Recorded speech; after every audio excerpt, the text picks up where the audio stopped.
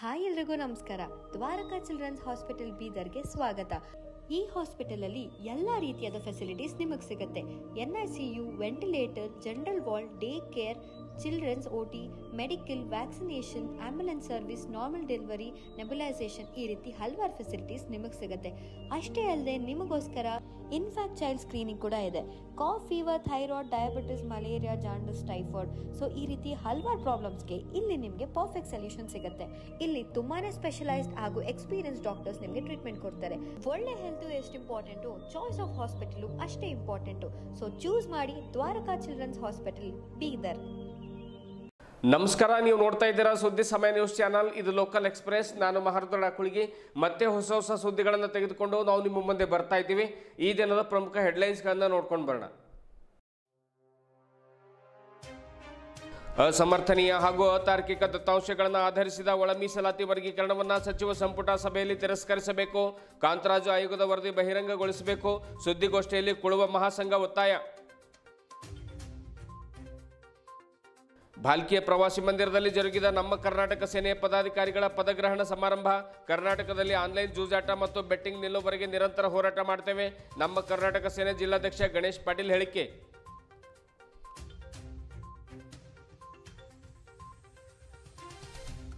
ನಗರದ ಚೆನ್ನಮ್ಮ ವೃತ್ತದಲ್ಲಿ ಅದ್ದೂರಿಯಾಗಿ ಆಚರಿಸಿದ ಕಿತ್ತೂರು ರಾಣಿ ಚೆನ್ನಮ್ಮನ 200ನೇ ಜಯಂತಿ ಉತ್ಸವ. ಜಯಂತಿಯ ಪ್ರಯುಕ್ತ ನಗರದಲ್ಲಿ ಜರುಗಿದ ಭವ್ಯ ಮೆರವಣಿಗೆ. ಚೆನ್ನಮ್ಮಳ ವೇಷದಲ್ಲಿ ಮಿಂಚಿದ ಶಾಲಾ ಮಕ್ಕಳು ಮತ್ತು ರೋಶನಿ ಮಾಳಿಗೆ. ಭಾರತೀಯ ವಸ್ತ್ರದವರಿಂದ ಮೆರವಣಿಗೆ ಉದ್ಘಾಟನೆ.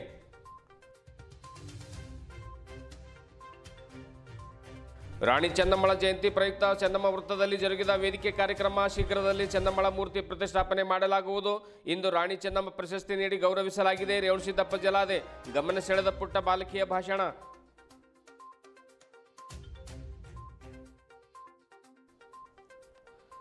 ಅಕ್ಟೋಬರ್ 24ರಂದು ನಗರದ ರಂಗಮಂದಿರದಲ್ಲಿ ಜಾಂಬವ ಯುವ ಸೇನಾ ವತಿಯಿಂದ ಒಳ ಮೀಸಲಾತಿ ಜಾರಿಗೆ ಬೃಹತ್ ಕಾರ್ಯಕ್ರಮ. ಪ್ರತಿಭಾವಂತ ವಿದ್ಯಾರ್ಥಿಗಳಿಗೆ ಪುರಸ್ಕಾರ, ಸಾಧಕರಿಗೆ ಸನ್ಮಾನ, ಸೇನೆಯ ಪದಾಧಿಕಾರಿಗಳಿಗೆ ಅಭಿನಂದನಾ ಸಮಾರಂಭ. ಪಾಲ್ಗೊಳ್ಳಲು ಪೀಟರ್ ಶ್ರೀಮಂಡಲ್ ಕರೆ.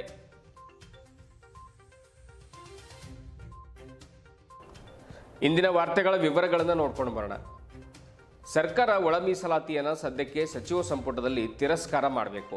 ಏಕೆಂದರೆ ಪರಿಶಿಷ್ಟ ಜಾತಿಯ ಒಳ ಮೀಸಲಾತಿಗೆ ಸಂಬಂಧಪಟ್ಟಂತೆ ರಾಜ್ಯ ಸರ್ಕಾರ ಅವೈಜ್ಞಾನಿಕವಾಗಿರುವಂಥದ್ದು, ಅತಾರ್ಕಿಕವಾಗಿರುವಂತಹ ಮತ್ತು ಅಸಮರ್ಥನೀಯ ದತ್ತಾಂಶಗಳನ್ನು ಆಧರಿಸಿ ಒಳ ಮೀಸಲಾತಿ ವರ್ಗೀಕರಣಕ್ಕೆ ಮುಂದಾಗ್ತಾ ಇರುವಂಥದ್ದು ಸಾಮಾಜಿಕ ನ್ಯಾಯದ ಕಗ್ಗೊಲೆಯಾದಂತಿದೆ ಎನ್ನುವಂಥ ಮಾತನ್ನು ಅಖಿಲ ಕರ್ನಾಟಕ ಕುಳುವ ಮಹಾಸಂಘದ ಕಾರ್ಯದರ್ಶಿ ಸೂರ್ಯಕಾಂತ್ ಕಮಠಾಣ ಸುದ್ದಿಗೋಷ್ಠಿಯಲ್ಲಿ ತಿಳಿಸಿದರು. ನಗರದ ಜಿಲ್ಲಾ ಪತ್ರಿಕಾ ಭವನದಲ್ಲಿ ಕರೆದ ಸುದ್ದಿಗೋಷ್ಠಿಯನ್ನು ಉದ್ದೇಶಿಸಿ ಮಾತನಾಡಿರುವಂಥ ಅವರು ಪರಿಶಿಷ್ಟ ಜಾತಿಯ 101 ಸಮುದಾಯಗಳ ಸಾಮಾಜಿಕ, ಶೈಕ್ಷಣಿಕ, ರಾಜಕೀಯ ಪ್ರಾತಿನಿಧ್ಯ ಕುರಿತಾದ ಸಮಗ್ರ ಹಾಗೂ ವಸ್ತುನಿಷ್ಠ ಅಂಕಿ ಅಂಶಗಳ ಕೊರತೆ ಎದ್ದು ಕಾಣುತ್ತಾ ಇದೆ. ವೈಜ್ಞಾನಿಕ ಅಧ್ಯಯನ ಕೈಗೊಳ್ಳದೆ ಕೆಲವು ಪಟ್ಟಭದ್ರ ಹಿತಾಸಕ್ತಿಗಳ ಒತ್ತಡಕ್ಕೆ ಮಣಿದು ತರಾತುರಿಯಲ್ಲಿ ಏಕಪಕ್ಷೀಯ ನಿರ್ಧಾರವನ್ನು ಕೈಗೊಳ್ಳಬಾರದು ಎನ್ನುವಂತಹ ಒತ್ತಾಯವನ್ನು ಸರ್ಕಾರಕ್ಕೆ ಅವರು ಮಾಡಿದ್ದಾರೆ. ಸರ್ವೋಚ್ಚ ನ್ಯಾಯಾಲಯದ ತೀರ್ಪಿಗೆ ನಾವು ತಲೆಬಾಗುತ್ತೇವೆ. ಆದರೆ 101 ಸಮುದಾಯಗಳ ನಡುವಿನ ಮೀಸಲಾತಿ ಹಂಚಿಕೆಯ ಕುರಿತಾದ ಸಮಗ್ರ ಸಾಮಾಜಿಕ, ಶೈಕ್ಷಣಿಕ, ಔದ್ಯೋಗಿಕ ಹಾಗೂ ರಾಜಕೀಯ ಕ್ಷೇತ್ರಗಳಲ್ಲಿ ಪ್ರಾತಿನಿಧ್ಯವನ್ನು ಖಾತ್ರಿಪಡಿಸಲು ಸಮರ್ಥವಾದ ವೈಜ್ಞಾನಿಕ ದತ್ತಾಂಶಗಳನ್ನು ಕ್ರೋಢೀಕರಿಸಿ ವಿಶ್ಲೇಷಿಸಿ ತಜ್ಞರ ವರದಿಯನ್ನು ಪಡೆದುಕೊಳ್ಳದ ಹೊರತು ಸರ್ಕಾರವು ಯಾವುದೇ ಕ್ರಮವನ್ನು ಕೈಗೊಳ್ಳದಂತೆ ರಾಜ್ಯದ ದಮನಿತ ಹಾಗೂ ಅವಕಾಶ ವಂಚಿತ ಅಲೆಮಾರಿ, ಕೊರವ ಸಮುದಾಯಗಳ ಪರವಾಗಿ ಅಖಿಲ ಕರ್ನಾಟಕ ಕುಳುವ ಮಹಾಸಂಘವು ಈ ಸುದ್ದಿಗೋಷ್ಠಿ ಮೂಲಕ ಒತ್ತಾಯಿಸುತ್ತದೆ ಎಂದು ಹೇಳಿದರು.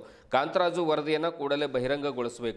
101 ಜಾತಿಗಳ ಪೈಕಿ 51 ಜಾತಿಗಳು ಗುರುತಿಸಲ್ಪಟ್ಟ ಅಲೆಮಾರಿ ಮತ್ತು ವಿಮುಕ್ತ ಸಮುದಾಯಗಳಾಗಿದ್ದು ಇವುಗಳ ಅಭಿವೃದ್ಧಿಗೆ ಒಂದು ತಜ್ಞರ ಸಮಿತಿಯನ್ನು ರಚಿಸಬೇಕು. ತಜ್ಞರ ಸಮಿತಿಯು 101 ಜಾತಿಗಳ ಅಹವಾಲುಗಳನ್ನು ಮುಕ್ತವಾಗಿ ಆಲಿಸಬೇಕು. ಮುಖಂಡರೊಂದಿಗೆ ಸಮಾಲೋಚನೆಯನ್ನು ನಡೆಸಬೇಕು. ನಂತರ ಪರಿಶಿಷ್ಟ ಜಾತಿ ಒಳ ಮೀಸಲಾತಿಯ ತೀರ್ಮಾನ ಕೈಗೊಳ್ಳಬೇಕು ಎಂದು ಸೂರ್ಯಕಾಂತ್ ಹೇಳಿದರು. ಇದೇ ವೇಳೆ ಸಂಘದ ಅಧ್ಯಕ್ಷ ರವೀಂದ್ರ ಬಂಗೆ, ಬಾಬು ನಾಗಪ್ಪ ಕೊರವ, ರಘುನಾಥ್ ಕೊರವ, ರಾಮು ನೌಬಾದ್, ರವಿಕುಮಾರ್ ಕೊಣಸಾರೆ ಸೇರಿದಂತೆ ಇನ್ನಿತರರು ಸುದ್ದಿಗೋಷ್ಠಿಯಲ್ಲಿ ಹಾಜರಿದ್ದರು.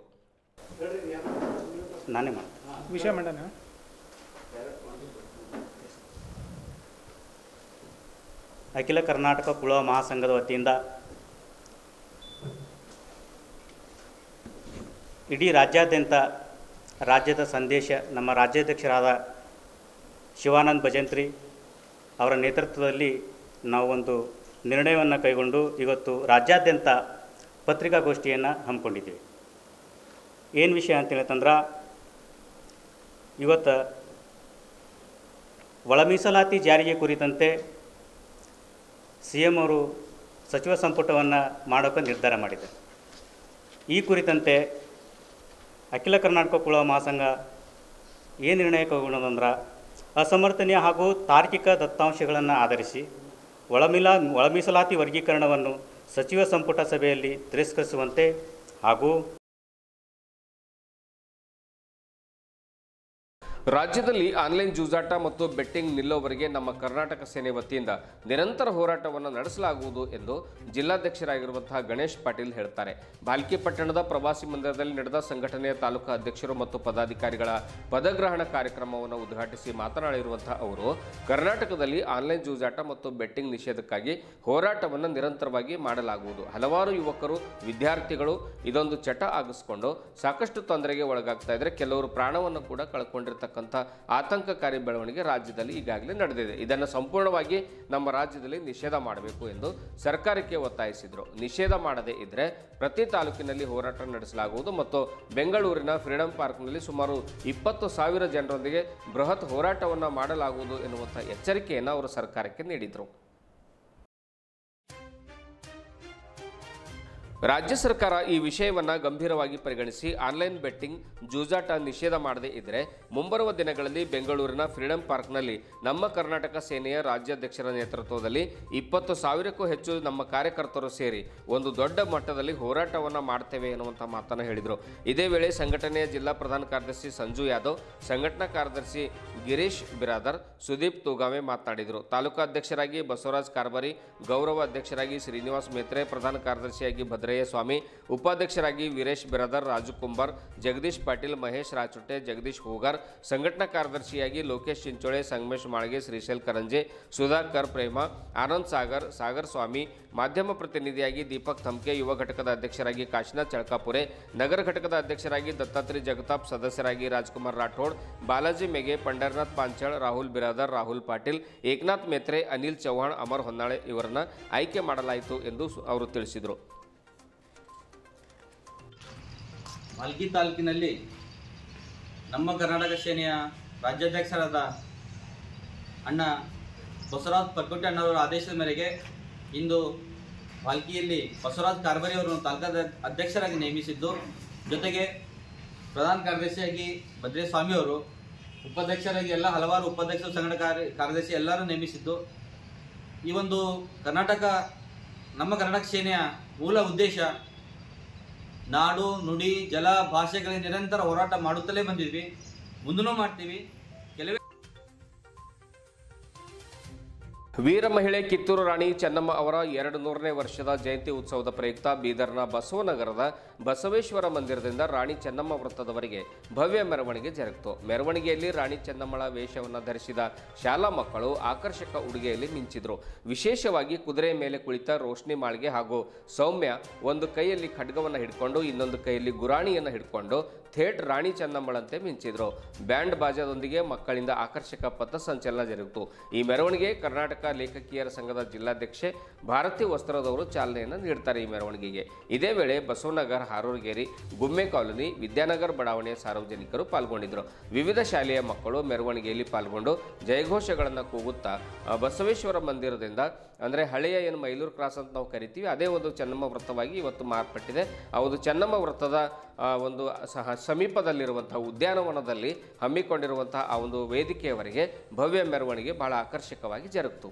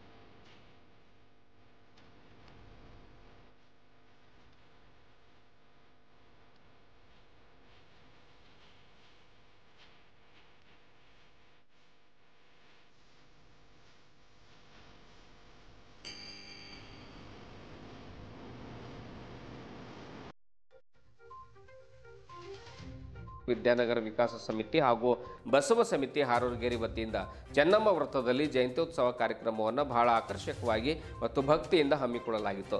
ಪ್ರಯುಕ್ತ ಕಿತ್ತೂರು ರಾಣಿ ಚೆನ್ನಮ್ಮ ಪ್ರಶಸ್ತಿಯನ್ನು ಸಾಹಿತಿ ರಜಿಯಾ ಬಳಬಟ್ಟಿ ಅವರಿಗೆ, ರಾಣಿ ಸತ್ಯಮೂರ್ತಿ ಅವರಿಗೆ, ಅಂದರೆ ನೃತ್ಯ ಕ್ಷೇತ್ರದಲ್ಲಿ ರಾಣಿ ಸತ್ಯಮೂರ್ತಿ ಅವರಿಗೆ, ಸಾಹಿತ್ಯ ಕ್ಷೇತ್ರದಲ್ಲಿ ರಜಿಯಾ ಬಳಬಟ್ಟಿ ಅವರಿಗೆ ಹಾಗೂ ಕಾಯಕ ಕ್ಷೇತ್ರದಲ್ಲಿ ಬಸವ ಭಾಗ್ಯ ಸಜ್ಜನ್ ಶೆಟ್ಟಿ ಅವರಿಗೆ ಒಂದು ಪ್ರಶಸ್ತಿಯನ್ನು ನೀಡಿ ಗೌರವಿಸಲಾಗಿದೆ ಎಂದು ಜಯಂತಿ ಸಮಿತಿಯ ಸಂಚಾಲಕರಾಗಿರುವಂಥ ರೇವಣಸಿದ್ದಪ್ಪ ಜಲಾದಿ ಅವರು ತಿಳಿಸಿದರು. ಚೆನ್ನಮ್ಮಾಜಿ ಮೂರ್ತಿ ಪ್ರತಿಷ್ಠಾಪನೆ ಮಾಡಲು ಪ್ರಯತ್ನ ಮಾಡಲಾಗ್ತಾ ಇದೆ. ಉದ್ಯಾನವನ ಅಭಿವೃದ್ಧಿಗೆ ಶ್ರಮಿಸಲಾಗ್ತಾ ಇದೆ. ಚೆನ್ನಮ್ಮ ವೃತ್ತದಲ್ಲಿ ಈಗಾಗಲೇ ಹೈಲೋಜನ್ ಬಲ್ಬ್ಗಳನ್ನು ಹಾಕಲಾಗಿದೆ. ಸಾಕಷ್ಟು ಅಲ್ಲಿ ಬೆಳಕು ಮೂಡಿದೆ. ನಗರಸಭೆ ಸದಸ್ಯರ ಒಂದು ಸಹಕಾರದೊಂದಿಗೆ ವೃತ್ತವನ್ನು ಅಭಿವೃದ್ಧಿಯ ಪಥದೆಡೆಗೆ ಕೊಂಡೊಯ್ಯಲಾಗುವುದು ಎನ್ನುವಂಥ ಮಾತನ್ನು ರೇವಣಸಿದ್ದಪ್ಪ ಜಲಾದಿ ಅವರು ಹೇಳಿದರು. ಹಿರಿಯ ಸಾಹಿತಿ ರಜಿಯಾ ಬಳಬಟ್ಟಿ ಕಾರ್ಯಕ್ರಮವನ್ನು ಉದ್ಘಾಟಿಸಿ ಮಾತನಾಡಿ, ರಾಣಿ ಚೆನ್ನಮ್ಮ ಚಿಕ್ಕಂದಿನಿಂದಲೇ ವೀರ, ಶೂರ ಮತ್ತು ಧೀರ ಮಹಿಳೆಯಾಗಿದ್ದಳು. ಬ್ರಿಟಿಷರ ಜೊತೆಗೆ ಸ್ವಾತಂತ್ರ್ಯಕ್ಕಾಗಿ ಧೈರ್ಯದಿಂದ ಹೋರಾಡಿದ ಮಹಾವನಿತೆ ಚೆನ್ನಮ್ಮ ಆಗಿದ್ಲು. ನಮ್ಮ ನೆಲಕ್ಕೆ ಬಂದು ನಮಗೆ ಕಪ್ಪ ಕಾಣಿಕೆಯನ್ನು ಕೇಳ್ತಾ ಇರುವಂತಹ ಕೆಂಪು ಮೋತಿಯ ಬ್ರಿಟಿಷರಿಗೆ ತಕ್ಕ ಉತ್ತರವನ್ನು ನೀಡಿದ ಧೀರ ಯೋಗಿನಿಯಾಗಿದ್ದಳು ಎಂದು ಬಣ್ಣಿಸಿದರು. ಇದೇ ವೇಳೆ ಪುಟ್ಟ ಮಗುವೊಂದು ರಾಣಿ ಚೆನ್ನಮ್ಮಳ ವೇಷವನ್ನು ಧರಿಸಿ ಭಾಷಣ ಮಾಡಿದ್ದು ಸಭಿಕರು ಚಪ್ಪಾಳೆ ತಟ್ಟುವಂತೆ ಮಾಡಿತು. ಹಲವಾರು ಮಕ್ಕಳು ಚೆನ್ನಮ್ಮಳ ವೇಷದಲ್ಲಿ ಮಿಂಚಿದ್ರು. ವೇದಿಕೆ ಮೇಲೆ ನಗರಸಭೆ ಸದಸ್ಯರಾದ ಪ್ರೀತಿ ರಾಜೇಶ್, ಸಂತೋಷಿ ಅರುಣ್ ಕುಮಾರ್, ದಿಗಂಬರ್ ಮಡಿವಾಳ್ ಹಾಜರಿದ್ದರು.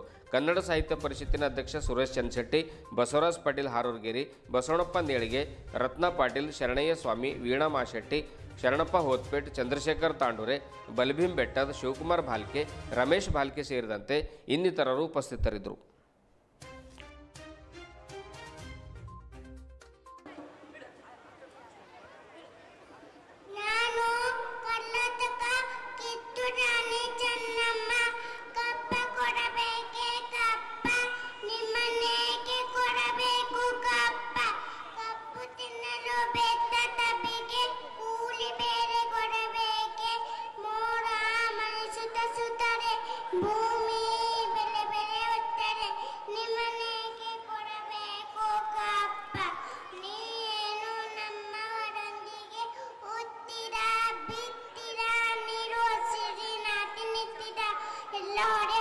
ಸ್ವತಂತ್ರ ಹೋರಾಟಗಾರ್ತಿ ವೀರ ರಾಣಿ ಕಿತ್ತೂರು ಚೆನ್ನಮ್ಮನ 200ನೇ ಜಯಂತಿಯನ್ನು ಬಸವನಗರ ವಿಕಾಸ ಸಮಿತಿ, ಬಸವ ಸಮಿತಿ ಹಾರೂರಗೇರಿ, ಕಿತ್ತೂರು ರಾಣಿ ಚೆನ್ನಮ್ಮ ಬಡಾವಣೆ, ವಿದ್ಯಾನಗರ ವಿಕಾಸ ಸಮಿತಿ ಮತ್ತು ಗುಮ್ಮೆ ಕಾಲನಿಯ ಸಂಯುಕ್ತಾಶ್ರಯದಲ್ಲಿ ಇವತ್ತು ಬೀದರ್ ನಗರದಲ್ಲಿ ವಿಶೇಷ ರೀತಿಯಿಂದ ಆಚರಣೆ ನಡೀತಾ ಇದೆ. ಇದರ ನಿಮಿತ್ತವಾಗಿ ಅನೇಕ ಚೆನ್ನಮ್ಮನ ಜೀವನ ಸಂಬಂಧಪಟ್ಟಂಥ ಶಾಲಾ ಕಾಲೇಜಲ್ಲಿ ಭಾಷಣ ಸ್ಪರ್ಧೆಯನ್ನು ನಡೆಸುತ್ತೇವೆ. ಜೊತೆಗೆ ಇವತ್ತು ಮುಂಜಾನೆ ಬಸವನಗರದ ಬಸವೇಶ್ವರ ಟೆಂಪಲದಿಂದ ಸಾವಿರಾರು ಮಕ್ಕಳು ಚೆನ್ನಮ್ಮನ ವೇಷಧಾರಿಯನ್ನು ಉಟ್ಕೊಂಡು ಕುದುರೆ ಸವಾರಿ ಮೇಲೆ ಚೆನ್ನಮ್ಮನ ವೇಷಧಾರಿಯಿಂದ ಭಾಗವಹಿಸುವುದು ವಿಶೇಷವಾಗಿತ್ತು. ಸಾವಿರಾರು ಮಕ್ಕಳು ಮತ್ತು ಮಹಿಳೆಯರು ಮತ್ತು ಬೀದರ್ ನಗರದ ಎಲ್ಲ ನಮ್ಮ ಮಗು ಈಗ ವೈಷ್ಣವಿ ಒಂದೆರಡು ಮಾತುಗಳನ್ನು ಹೇಳಿದಳು. ನಮ್ಮ ಭಾರತದ ರಾಜವಂಶದಲ್ಲಿ ಅನೇಕ ರಾಣಿಯರ ಶೌರ್ಯದ ಇತಿಹಾಸವನ್ನು ನಾವು ಕಾಣ್ತೀವಿ. ಆ ಎಲ್ಲ ಇತಿಹಾಸದ ಪುಟದಲ್ಲಿ ನಮ್ಮ ಕನ್ನಡ ನಾಡಿನಲ್ಲಿ ಮೊದಲು ಹೆಸರು ಬರುವಂತಹದ್ದು ನಮ್ಮ ರಾಣಿ ಕಿತ್ತೂರು ಚೆನ್ನಮ್ಮ. ಇವಳು ಒಂದು ರೀತಿಯಲ್ಲಿ ಬೆಳ್ಳಿ ಚುಕ್ಕೆ ಅಂತ ನಾವು ಈ ತಾಯಿಯನ್ನ ಕರಿತೀವಿ. ಈಕೆಯಿಂದಲೇ ಬಹುಶಃ ಕಿತ್ತೂರು ಪ್ರಸಿದ್ಧಿಯನ್ನ ಪಡೀತು ಅನ್ನುವಂಥದ್ದು ನಾವು ಗಮನಿಸ್ತೀವಿ. ಚೆನ್ನಮ್ಮ ಅಕ್ಟೋಬರ್ 23, 1778ರಲ್ಲಿ ಕಾಕತಿಯಲ್ಲಿ ಹುಟ್ಟಿದ್ಲು. ತಂದೆ ಧೂಳಪ್ಪಗೌಡ, ತಾಯಿ ಪದ್ಮಾವತಿ. ಬಾಲ್ಯದಿಂದಲೂ ಕಿತ್ತೂರು ಚೆನ್ನಮ್ಮನಿಗೆ ಕತ್ತೆ ವರಸೆ, ಕುದುರೆ ಸವಾರಿ, ಬಿಲ್ಲು ವಿದ್ಯೆಯಲ್ಲಿ ಬಹಳ ಆಸಕ್ತಿ ಮತ್ತು ಆಕೆ ಪಾರಂಗತಳು ಆಗಿದ್ಲು ಅಂತ ನಾವು ಗಮನಿಸ್ತೀವಿ. ಎಷ್ಟು ಪಾರಂಗತಳಾಗಿದ್ಲು ಅನ್ನುವಂಥ ಮಾತಿಗೆ ಒಂದು ಉದಾಹರಣೆ ಬರ್ತದ. ಆ ಸಮಯಕ್ಕೆ ಕಿತ್ತೂರು ಸಂಸ್ಥಾನದ ರಾಜ ಮಲ್ಲಸಜ್ಜ ದೊರೆ ಕಾಕತಿಯ ಊರಿಂದ ಪ್ರಯಾಣ ಬೆಳೆಸುವ ಮುಂದೆ ಅಲ್ಲಿರುವಂತ ಎಲ್ಲ ಗ್ರಾಮಸ್ಥರು ಅಕ್ಟೋಬರ್ 24ರಂದು ಗುರುವಾರ ಮಧ್ಯಾಹ್ನ 12:30ಕ್ಕೆ ನಗರದ ಜಿಲ್ಲಾ ರಂಗಮಂದಿರದಲ್ಲಿ ಜಾಂಬವ ಯುವ ಸೇನೆ ವತಿಯಿಂದ ಸರ್ವೋಚ್ಚ ನ್ಯಾಯಾಲಯದ ಆದೇಶದಂತೆ ಪರಿಶಿಷ್ಟ ಜಾತಿ ಒಳ ಮೀಸಲಾತಿ ಜಾರಿಗೆ ತರಲಿಕ್ಕೆ ಒತ್ತಾಯ ಮಾಡಿ ಬೃಹತ್ ಕಾರ್ಯಕ್ರಮವನ್ನು ಹಮ್ಮಿಕೊಳ್ಳಲಾಗಿದೆ. ಜೊತೆಗೆ ಪ್ರತಿಭಾವಂತ ವಿದ್ಯಾರ್ಥಿಗಳಿಗೆ ಪುರಸ್ಕಾರವನ್ನು ಮಾಡಲಾಗ್ತಾ ಇದೆ, ಸಾಧಕರಿಗೆ ಸನ್ಮಾನ ಮಾಡಲಾಗ್ತಾ ಇದೆ. ರಾಜ್ಯ ವಿಭಾಗ ಮತ್ತು ಜಿಲ್ಲಾ ತಾಲೂಕು ಮಟ್ಟದ ಸೇನೆಯ ಪದಾಧಿಕಾರಿಗಳಿಗೆ ಅಭಿನಂದನಾ ಸಮಾರಂಭವನ್ನು ಹಮ್ಮಿಕೊಳ್ಳಲಾಗಿದೆ. ಜಿಲ್ಲೆಯ ಜನತೆ ಹೆಚ್ಚಿನ ಸಂಖ್ಯೆಯಲ್ಲಿ ಪಾಲ್ಗೊಂಡು ಕಾರ್ಯಕ್ರಮವನ್ನು ಯಶಸ್ವಿಗೊಳಿಸಬೇಕೆಂದು ಜಾಂಬವ ಯುವ ಸೇನಾ ಜಿಲ್ಲಾ ಸಮಿತಿಯ ಅಧ್ಯಕ್ಷರಾಗಿರುವಂತಹ ಪೀಠರ್ ಶ್ರೀಮಂಡಲ್ ಅವರು ತಿಳಿಸಿದರು. ನಗರದಲ್ಲಿ ಸುದ್ದಿಗಾರರೊಂದಿಗೆ ಮಾತನಾಡಿರುವಂತಹ ಅವರು ಚಿತ್ರನಟ ಹಾಗೂ ಖ್ಯಾತ ಚಿಂತಕರಾಗಿರುವಂತಹ ಚೇತನ್ ಅಹಿಂಸಾ ಅವರು ಈ ಒಂದು ಕಾರ್ಯಕ್ರಮಕ್ಕೆ ಆಗಮಿಸಿ ವಿಶೇಷ ಉಪನ್ಯಾಸವನ್ನು ನೀಡಲಿದ್ದಾರೆ. ಅಲ್ಲದೆ ಪ್ರತಿಷ್ಠಿತ ವೈದ್ಯರಿಂದ ಮೂಳೆ, ದಂತ, ಕಣ್ಣು, BP, ಶುಗರ್, ಹೃದಯ ರೋಗ ತಪಾಸಣೆ ಉಚಿತವಾಗಿ ನಡೆಸ್ತಾ ಇದ್ದೇವೆ. ಸಾರ್ವಜನಿಕರು ಇದರ ಸದುಪಯೋಗ ಪಡೆದುಕೊಳ್ಳಬೇಕು ಮತ್ತು ಕಾರ್ಯಕ್ರಮದಲ್ಲಿ ಪಾಲ್ಗೊಂಡು ಅದನ್ನು ಯಶಸ್ವಿಗೊಳಿಸಬೇಕು ಅನ್ನುವಂತಹ ಮನವಿಯನ್ನು ಪೀಟರ್ ಶ್ರೀಮಂಡಲ್ ಅವರು ಕೋರಿದರು.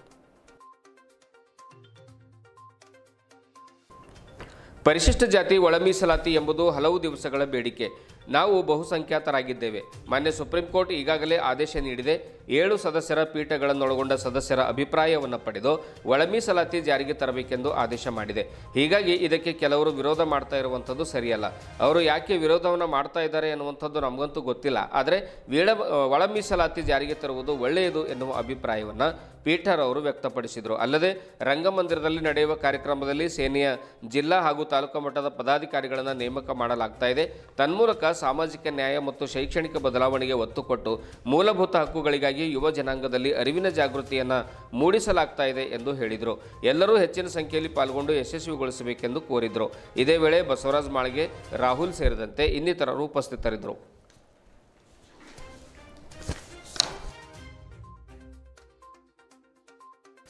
ನಾಳೆ 24ರಂದು ನಡೆಯಲಿರುವ ಸರ್ವೋಚ್ಚ ನ್ಯಾಯಾಲಯ ಆದೇಶದಂತೆ ಪರಿಶಿಷ್ಟ ಜಾತಿ ಪರಿಶಿಷ್ಟ ಪಂಗಡದ ಒಳ ಮೀಸಲಾತಿ ಜಾರಿಗೆ ತರಲು ಒತ್ತಾಯಿಸಿ ಬೃಹತ್ ಕಾರ್ಯಕ್ರಮವನ್ನು ನಾವು ಚನ್ನಬಸವ ಪಟ್ಟದೇವರ ರಂಗಮಂದಿರದಲ್ಲಿ ನಾಳೆ 12 ಗಂಟೆಗೆ ನಾವು ಕಾರ್ಯಕ್ರಮವನ್ನು ಜರುಗಿಸಲಾಗುತ್ತದೆ.